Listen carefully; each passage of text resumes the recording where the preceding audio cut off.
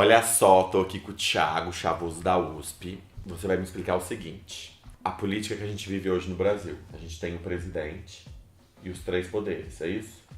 O presidente ele faz parte dos 3 poderes. Tá, me explica. Quais são os 3 poderes? É o executivo, o legislativo e o judiciário. Tá. Né? O executivo ele ainda se divide, né, entre o executivo federal, estadual e municipal. Né? O executivo federal envolve o presidente, né? Então é quem vai cuidar, né? Quem não tá cuidando é o Brasil como um todo, né? Tipo, envolve o presidente e os seus ministros. Os ali, ministros. né? Quantos ministros são? 20 e poucos, né?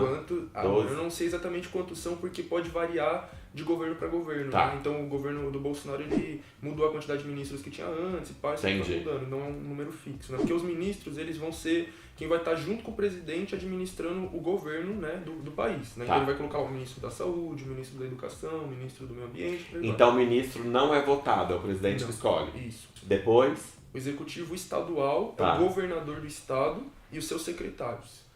tá, então é como se o governador, os secretários é o governador que escolhe. Isso, Tá, e o governador é votado isso, pelo estado. isso. Tá. Depois do federal, Executivo municipal, que é o prefeito e os seus secretários. tá. Mesma O prefeito coisa, o prefeito também é é votado e os secretários. Eles Então é como se fosse um presidente da cidade, presidente do estado e presidente do Brasil. Isso, E os ministros, secretários. isso, Entendido. Legislativo federal. isso. Quem que tá? O Legislativo Federal é o Congresso Nacional. Tá. Aí ele vai se dividir entre os deputados federais e os senadores. Né? Tá. Os deputados são 513 e os senadores, se eu não me engano, são 81. Existe toda uma divisão, né, que eu tô falando aqui, poder executivo, legislativo federal, não sei o que, papapá, porque esse sistema político em que a gente vive, né, ele é baseado nisso, na divisão dos poderes, para que o poder político ele não seja centralizado em ninguém, tá ligado? Porque o que acontece, como eu expliquei lá no outro vídeo, antes da Revolução Francesa, o sistema político, né, que predominava eram as chamadas monarquias absolutistas, né, onde todo o poder era concentrado no rei. Ele mandava em tudo, né? A monarquia absolutista, o rei manda em tudo, ou a rainha. Então, aí quando vem a Revolução Francesa, muda o sistema político e cria a república, né? Que existe as repúblicas presidencialistas, as parlamentaristas, aí já é outros 500, é outro assunto mais complexo. Mas enfim, a república ela vem com esse, como eu falei, com esse negócio de dividir o poder, tá ligado? Tá. Dividir entre muitos cargos, digamos assim, né? Pra não ficar o presidente não mandar em tudo, mas também os deputados mandar em tudo, ninguém mandar em tudo. Vai estar sempre intercalando e dividindo o poder entre eles. Então mesmo lá no Legislativo Federal, tem essa divisão ali, o Senado e a Câmara dos Deputados, né? Que eles agem separados, mas se São os relacionam. senadores e os deputados. Isso. Tá. E depois tem o... Aí depois do Legislativo Federal, tem o Legislativo Estadual, que é dentro dos estados, cada estado, São Paulo, Rio de Janeiro, Bahia, né, Pernambuco, tem os seus deputados estaduais. Esse é o poder legislativo estadual. Senador e deputado federal.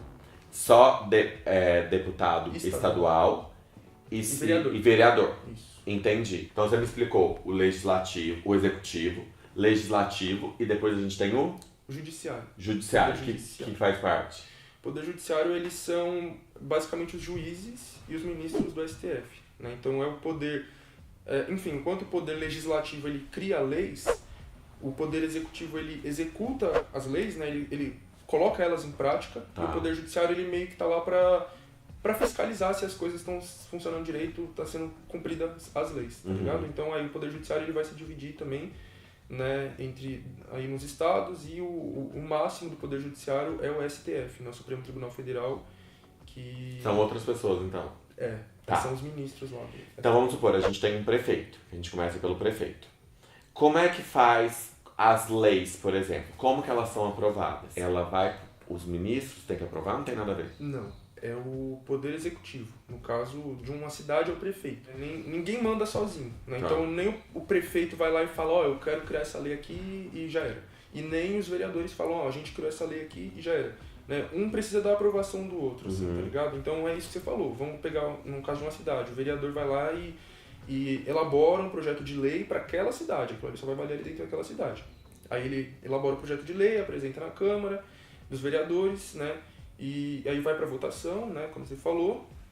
ou não, né? Depende do... É por isso que também existe o presidente das câmaras, das casas legislativas, né? Então tem o presidente da Câmara dos Vereadores, o presidente da Câmara dos Deputados, tá ligado? Por aí vai. E eles são... e todos os projetos de lei passam por eles, né? E para ver se vai para votação, se não vai, se vai agora, se vai depois. E é isso, indo para votação e atingindo lá a quantidade dos votos necessárias, a lei ela é aprovada, mas no caso de uma cidade, né? Aí ela vai para o prefeito para ver se ele vai sancionar ou vetar, né? Então se ele vai aprovar aquela lei ou não. Na cidade dele. Isso. Tá. E eu achei que quando a lei fosse aprovada, ela era obrigada para todos os municípios, para o Brasil inteiro. Depende. Então, isso é uma lei federal, né? Porque a lei municipal só vale dentro de uma cidade. Tá. A lei estadual ela vale em todo o estado. Tá. E a lei federal é para o país inteiro. Entendi. Então, é porque existe, né, o nosso sistema político, ele é uma república federativa, né? Então, cada estado, que é considerado uma federação, ele tem um pouco de autonomia, né? Então, um estado ele pode aprovar uma lei dentro dele que outro estado não aprovou, entendeu? Ou, ao mesmo tempo, uma lei pode ser aprovada em todo o território nacional. O ano que vem a gente vai ter votação de presidente, Governador, deputados federais e senadores. E deputados estaduais também. então deputado, senador e muita coisa, presidente. né? E a outra votação quando acontece é de prefeito. Aí ela é só municipal, prefeito e vereador. Só prefeito e vereador. Tá. Então, por que eu escuto muito falar agora que o voto nulo, você tá dando praticamente o teu voto pro inimigo? O que significa? Acho que é meio complicado, né? Eu acho que a ideia não tá tão certa assim, né? O que acontece? O seu voto nulo, ele não é contado. Então é um voto... É como se você estivesse falando, tipo, foda-se.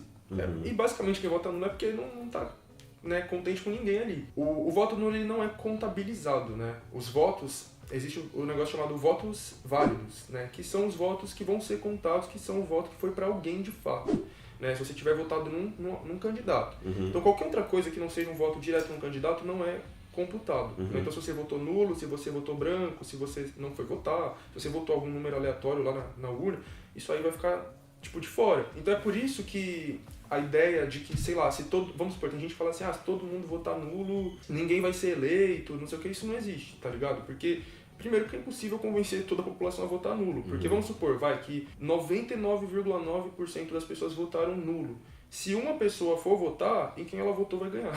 Mesmo que tiver um único voto, aquela pessoa ganha. Porque só vai ter um voto válido, que foi para aquele candidato que ele ganhou. Bom, basicamente é isso, entendeu? Porque, por exemplo, se a gente pegar a eleição de 2018, né, de quando o Bolsonaro foi eleito, se eu não me engano, desculpa se eu estiver errado, eu acho que a quantidade somando, né, votos brancos, nulos e abstenções... eu acho que essa foi uma quantidade maior do que de votos que tanto Bolsonaro quanto Haddad tiveram. Ou seja, teve mais pessoas que não quiseram votar em nenhum dos dois do que pessoas que votaram ou em um ou em outro. Entendi. Por isso que é importante. Agora eu entendi. É isso. Galera, espero que vocês tenham entendido também. Valeu! Nossa.